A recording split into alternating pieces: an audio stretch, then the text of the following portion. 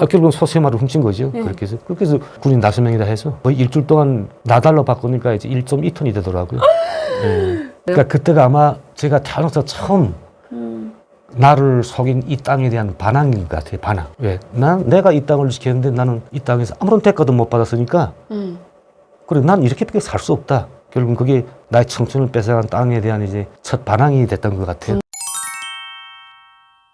그 시장에 가서 그것도 완전히 싸게 팔아버렸어요. 그 순간에 빨리 팔아야 되니까. 네. 군대 7명이 와서 이제 자 싸게 팝니다 하니까 그 주변에 있는 그 상인들이 다 붙는 거죠. 다 붙는 거죠. 그러니까 그때 아마 그 옥수가 아마 35원이던가 했는데 저희들이 20원에 그냥 팔았어요. 와, 허리꺾기. 아무튼 그때는 내가 참 인생을 미치지 않게 살았다는 생각 나더라고요.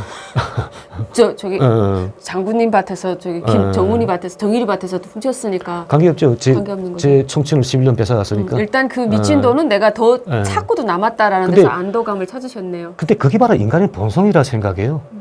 안 그러면 고난행군 때 억울하게 굶어 돌아가신 분들하고 똑같이 우리는 그냥 죽어야 돼요. 앉아서 눈 그냥 뜨고 죽어야 돼요.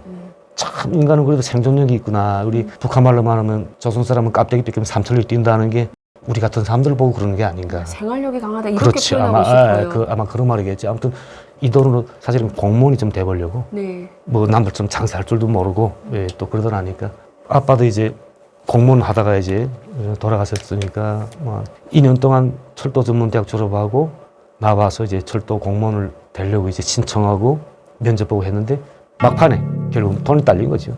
돈도 더 있어야 되는 거죠. 돈 때문에.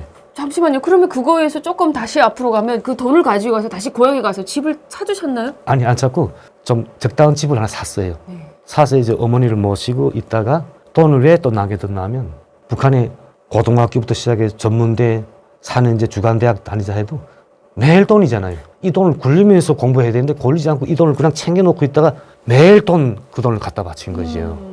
사실 그러니까 엄청난 돈이 있어야 가능한 건데. 결국은 2년 동안에 그 돈 다 없애고 친구들한테서 이제 군대 안 나가고 장사하던 고향 친구들한테 돈을 조금씩 꾸다 나니까 그 돈까지 다 메꿔버리다 나니까 결국 학교 졸업하고 집까지 팔게 됐어요.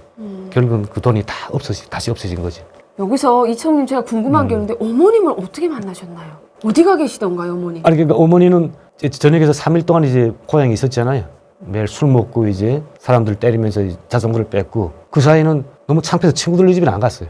근데 어머니가 그 친구 집에 있은 거예요. 그러니까 3일 만에 부대에 갔다가 한 거의 2달 만에 다시 고향에 와서 가만히 생각해 보니까 제가 먹고 자야 할 집이 없더라고요. 일단은 그 친구는 이제 그때 군대 안 나갔던 친구예요. 네. 뭐 공부 잘해서 무슨 뭐 일고등학교 갔다가 이제 무슨 어디 김일성 대학인가 무슨 거기 간 다음에 친구 됐는데 가니까 이제 그 친구는 거기 못 가고 우리로 말하면 경찰 북한에서 안전이 됐더라고요. 안전은 그래도 괜찮네요. 네, 안전이 됐고 다행히도 그 친구 집에 그 친구가 어머니를 모시고 있었더라고요. 예. 진짜요? 가니까 어머니가 바로 나오시더라고요. 그러니까 어머니는 분명히 9월달부터 이제 군대 초모 신병 제대 다 마무리는 해야잖아요. 달이잖아요. 그러니까 9월 초부터 기다렸는데 이제 너무 안 하는데 이제 11월이 다 돼서야 이제 제가 나타나니까. 알아보시던가요? 그러니까 친구하고 엄마는 매일 그 무슨 뭐 역전에 나가봤다 이런데 뭐 저를 못 봤겠죠. 제가 역전에서 이제 꽃집이 생활할 때도 못 봤겠죠. 그 어머니는 알아보시더라고요. 근데 신기하게도 만난 그 다음날 어머니 생일이 됐어요. 예. 어머니 생일이 그때 72세인가 아마? 예. 근데 저는 군복무 10일을 하다 나니까 어머님 한갑도 못 차려졌잖아요. 자다가 갑자기 이거 내일 어머니 음력 생일이네. 그래서 다음날 새벽에 이제 친구 엄마랑 깨워서 이제 오늘이 엄마 생일이 됐네 하고 새벽부터 이제 나가서 가까운데 이제 매대에서 좋은 음식들 다 사가지고 그래서 어머니 생일 그냥 한갑삼아 생일상 차려졌는데 그 어머니가 제가 술 한잔 보드리니까 어머니가 막 우시더라고요. 그 왜냐면 내가 이제 집이 없어서 이제 이 친구네 집에서 살아야 된다는 생각인지 아마 어머니가 많이 우시더라고요. 그래서 제가 어머니한테 이랬죠. 어머니 난 그냥 어머니 살아있는 것만으로도 나는 고맙다고. 효도. 다른 친구들은 효도 아들이에요. 부모들이 없는 친구들은 어떻게 하냐고. 그래서 저는 어머니들 한국에까지 이제 모시고 왔어도 제가 사실은 어머니 돌아갔을 때까지 제 가까운 친구들한테 제가 어머니 있다는 말을 안 했어요. 진짜 가까운 친구 한두 명한테만 말했지 말을 못 하겠어요. 왜냐면 우리 친구들도 다 부모 없이 대한민국에 왔으니까. 돌아가신 다음에 제가 이제 어머님 장례식장에 이제 초대 문자 보냈을 때야 이제 대부분 친구들이 알았어요. 맞아요. 어머님 70이 넘으신 어머님을 등에 업고 여기까지 왔다는데 그 애기들 엄청난 여자입니다. 우리 뒤쪽에서 어떻게 왔는지 좀 듣고 싶어요. 그래서 어머님 그 생일상 그렇게 차려드리니까. 차리고 이제 어머니가 그 어떻게 살겠냐 이런 걸 물어보시기도 하고, 근데 물어보고 싶은데 어머니는 뭐 자식께서 도와줄 게 없으니까, 이제는 나이도, 아버님도 이제 고모 생활 하는 덕에 어머니도 이제 집에서 그냥 거의 주부로만 살다가 이제 아무것도 못하는 생활력이 형편이니까, 없으신 거죠. 그렇죠. 그렇게 하다 나니까 이제 어머니 나이가 이제 무조건 내가 공부를 해서 해야 되겠다 해서 그래서 이제 학교 입학하고 결국 2년 동안 집까지 다시 또 다 반납한 거는 됐죠. 그렇게 하고 이제 생각하는 게 뭐냐면, 이제 야, 내가 아무리 발버둥질 해도 이 땅에서 내가 살 운명이 아니라고, 나는 또 이 생각. 그러니까 두 번째 반항심이 또 생기더라고요. 큰 울림이 갑자기 이렇게 또, 딱 머리에 메시지가 꽂히는 거죠. 첫 번째 반항심은 이제 그 농장을 밭을 다 여종내고 배신감을 향한 그런 보복이 나갔죠. 그러니까 두 번째는 내가 내 뼈자물까지 다 바치면서 가졌던 나의 모든 것을 다시 또 바쳐도 돌아오는 게 없는 그 현실. 11년 동안 바쳤는데도 음. 빈털터리로 제대로 된 돈조차 가지고 오지 못하고 빈 몸에 그냥 군복만 덜렁덜렁 입고 고향에 돌아왔던 그 비참한 심정을 오히려 어떻게 다 말할 수 있겠습니까? 그렇게 해서 또 어떤 심정이 또 들던가요? 그래서 그렇게 정말 죽도록 공부하고 이제 학교에서 달라는 돈은 다 바치고 주고 해도 이제 나중에는 뭐 백이나 이런 권력이자 돈이니까 북한은. 예. 근데 아무튼 이게 없으니까 결국 내가 제일 최하위로 밀리고, 그럼 군복을 입고 벼를 달고 이제 일반 노동자가 되라는 거예요. 말이 안 되지. 제대 군인인데. 철도대학을 졸업했는데도 그냥 일반 노동자인 거예요. 그러니까 거기서 공무원 되면 이제 지도원급으로 되는데 이상. 이게 거기서 발탁이 못 됐으니까. 그러니까 별 달았지만 똑같이 이제 철도도 이제 군대하고 똑같은 계급장이잖아요. 네, 중사, 하사, 상사. 그 중사, 하사하고 똑같은 노동자로 돼서 같이 일하는 거지. 말이 안 돼. 자존심 상하지요. 무슨 생각을 하게 됐나요? 그래서 딱 그 자존심이 상하는 순간. 그래서 안 나오니까 그 기업에서 조치를 취하더라고요. 회사를 안 나가셨나요? 안 나갔어요. 아예. 아예 처음부터 안 나가셨나요? 거기서 이제 공무원 선발에서 이제 불합격 맞고 거기서 바로 이제 회사로 이제 발령장을 주더라고요. 어느 회사 나가라고. 그 다 철도 부분이에요. 맞아. 근데 받고도 2개월 동안 안 나갔는데 초급당 비서가 찬다고 이제 부르더라고요.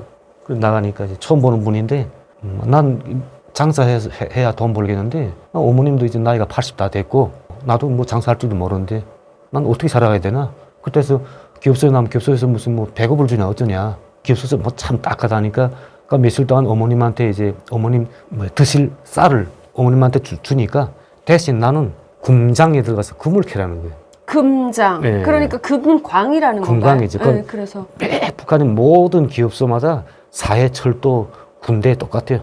자기 금장을 다 가지고 있어요. 그렇죠. 그 누야보리를 해야지 뭐 일정한 어느 그렇죠. 정도의 수입이 있으니까. 거기에 군인들은 플러스 편농장이 따로 있어요. 진짜요? 예.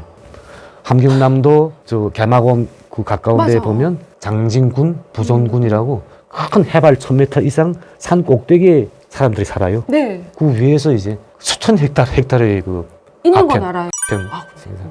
예, 저희들도 군대 때 3개월 동안 생산 거기 가서 진 따가지고 또 왔어요. 거기 동원돼서. 세상에. 그런데 세상에. 사회는 그런 거 못해요. 그러니까 사회는 대신 금장만 이제 몰래 가지고 있죠. 말이 나갈까봐. 그러니까 그리고 그 빼돌릴까봐. 이 금장은 철저하게 그 사회 기업소 간부들이 식량, 간식을 조달하는 그 업무, 그 돈이 원천이고 거기 플러스 장군님이 이제 바로 무슨 이런 군계로 들어가는 그게. 그러니까 이게 그 순군한 그 권력자들이 자기들 스스로가 충성하면서 대신 더불어서 자기들이 이속을 챙기는 그런 것이 바로 북한의 금광이에요. 그러니까 금장이라는 걸 가지고 있어서 거기 가서 노동자들이 금을 캐가지고 뇌물도 바치지만 그 철도에서 일하는 기득권이 밥 먹고 그렇지. 쓰고 하는 노동자들에게 가는 건 1%도 없다라는 거네요. 없지. 거기를 지금 이청님 보고 가라고 한 거죠. 그래서 갱도 팔 줄은 좀 아니까 갱도만 파면 된다 그러더라고요. 그래서 뭐 갱도 파는 거야 쉽지. 열차를 타고 장진군이 이제 시작되는 초입세죠. 거기서부터는 이제 입구라라고 산 위에까지 올라가는 이제 뭐죠? 이렇게 수직으로 올라가야 돼요. 거기는. 수직행. 수직 열차. 그 장진군 자체에 올라가는 게 열차가 못 올라가요. 열차에서 내려서 마지막 열차 정거장에서 내려서 그 다음부터는 사람이 이제 누워 있어야 돼요. 열차 타면. 그 누워 있으면 이제 그 열차가 이렇게 쭉 가면서 이렇게 수직으로 서는 거예요. 헐. 그렇게 하면 사람이 그냥 누워서 올라가는 거지. 이렇게. 뭘로 끌어당겨요? 그 위에서 와이어로, 그러니까 전동 와이어로 이제 전기로 이제 끄는데 그게 옛날 일제 시기 때부터 있었는데 그게 지금도 그렇게 돼요. 우리말하면 철밧줄, 쇠밧줄이라 하는데 그게 한 60년대 그때는 뭐 일본이 잔재를 다 없앤다고 일제 시기 때 쓰던 그 와이어로프를 다 그 아직도 생산한 걸 다 그냥 폐기해 버리고 뭐 북한에서 자체로 생산하는 와이어로프를 교체했는데 그게 사고 나서 엄청나게 사람 죽었어요. 자력갱생. 아, 자력갱생이 또 죽였네. 북한에서 만든 이 와이어로프가 질이 너무나 한심한 안 거지. 좋아하죠. 그래서 그 버린 일본의 와이어로프를 다시 넣은 게 지금도 그게 가동이 됩니다. 네. 그 올라가면 이제 장진군에서 또 호반까지 큰 인공 저수지가 있어요. 호반까지 쫓아러 가서 거기서 내리면 이제 호반을 가로지르는 배가 있어요. 그것도 다 장진 호반 전투 많이 들어봐서 그 호반이에요. 거기가 그, 거기인 예, 그 거예요. 호반에. 네. 그 호반 가로지르는 것도 거의 2시간 걸려요. 네. 예, 그 고원지대다 이렇게 보시면 되겠죠. 그렇지 고원지대요. 고원지대지. 15km 정도 이제 걸어 들어가면 산속 들어가면 이제 어느 기업소, 금강, 무슨 채취조 뭐 다 이렇게 편말이 다 있어요. 집집마다. 그 기업소마다 다 나와서 지금 그 주변이 군맥이 많이 발견됐으니까. 돈을 초소마다 와서 보는. 그렇죠. 그러니까 거기서 이제 기본 조장들이 기본 기업소 이제 권력자들하고 이렇게 같이 이렇게 너도 같이 살자. 그 대신 넌 애들을 잘 먹이고 그냥 군만 잘 캐라. 결국 이거지. 1년 이러다 나니까 이 조장이 이 친구는 매일 술만 먹으면서 이제 우리한테 강석이 작냐 오늘 강석은 왜 이렇게 군맥이 없냐 투집 걸고 뭐 북한 원래 월급을 우리가 바라지 않잖아요. 네. 그러니까 밥은 하루 세끼 이제 이런 옥수수밥을 많이 먹이고 근데 많이 먹어야 될 수밖에 없는 건 너무 일이 힘드니까 금방 소화가 돼요. 그 하루에 그때 우리 4끼씩 먹으면서 일했어요. 갱에 들어가서 거의 12시간 아침 9시 들어가면 밤 9시까지 이제 들어가서 정으로 때리고 예, 구멍 내고 거기다 발파해서 또 끌어내고 그 밧줄로 이제 갱까지 또 올리고 도르지로 올리고 하는데 거기에 묻힌 금이 이창민 보기에는 많던가요? 그러니까 저도 제 구매 대신 잘 몰랐는데 한 몇 개월 일하다 나니까 군맥이 많이 깔린 그 지점들이 따로 있더라고요. 소경이 막대기 집든 비디오스미 보고 저쪽에서 우리가 저때 군물 좀 많이 캤지. 그럼 이렇게 산에 올라와서 이렇게 비슷한 각도를 보면서 또 이렇게 남쪽 방향 보면서 대충 집어서 이걸 뭐야? 이렇게 되면 이렇게 돼서 이제 생불을 판 적이 엄청나요. 여기를 일단 파봐. 어. 그러면 금이 나올 거 이렇게 파는 그렇게 거예요? 된다는 거예요. 아니 뭐 미치 예. 이런 거 뚫어가지고 없어요. 여기 이거 없어요. 보고 하는 게 그러니까 아니고요? 그런 전문가들 자체가 없으니까 그래서 제가 지금 생각하면 군맥이 있어봤자 얼마 없어요, 솔직히. 저 아프리카 같은 그런 데가 많지. 저도 진짜 그게 궁금해서 예, 지금 왜냐면 물어본 거예요. 우리는 북한은 하도 먹을 게 없으니까 그 축도로 거저 산 하나를 겨우 몇 년 동안 없어야 그저 굼 하나 그저 요 정도 나오는 걸 가지고 팔아먹고 살지. 사실은 우리나라가 군맥이 더 많아요. 근데 우리는 캐는 그 비용보다도 차라리 다른 걸 사서 가져오니 더 나아요. 그쵸. 그러니까 아예 우리는 안 캐잖아요. 그렇죠.